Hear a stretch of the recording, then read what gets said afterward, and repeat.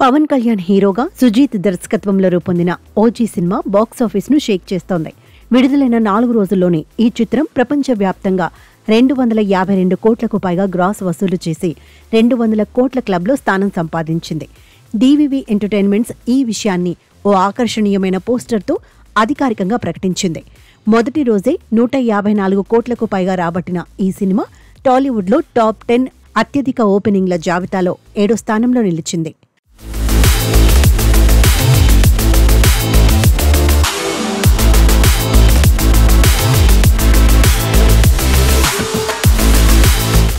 September 25న విడుదలైన OG cinema first గ్లింప్స్తోనే అభిమానుల్లో భారీ అంచనాలు రేకెత్తించింది.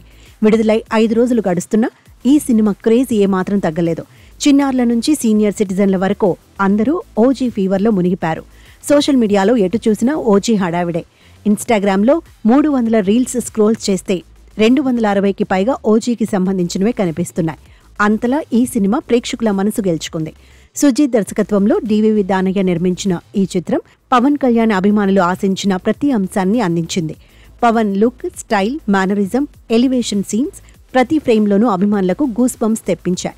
దానికి తోడు తమనిచ్చిన థ్రిల్లింగ్ బ్యాక్గ్రౌండ్ స్కోర్ సినిమాను మరో స్థాయికి తీసుకెళ్లింది. పండుగ సీజన్లో విడుదల కావడం కూడా ఓజీ విజయానికి బాగా కలిసొచ్చింది. సినిమా టీం త్వరలో భారీ సక్సెస్ మీట్ నిర్వహించనుంది. ఇందులో పవన్ కళ్యాణ్ కూడా పాల్గొననున్నారని సమాచారం.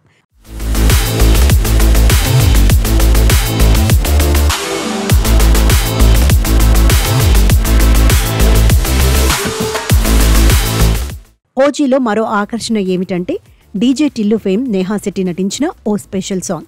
కొన్ని కారణాల వల్ల ఈ పాటను సినిమా నుంచి తొలగించారు. కానీ తాజాగా తమన్ ఓ ఇంటర్వ్యూలో సంచలన విషయం వెల్లడించారు. ఈ పాటను తిరిగి సినిమాలో చేర్చనున్నారట.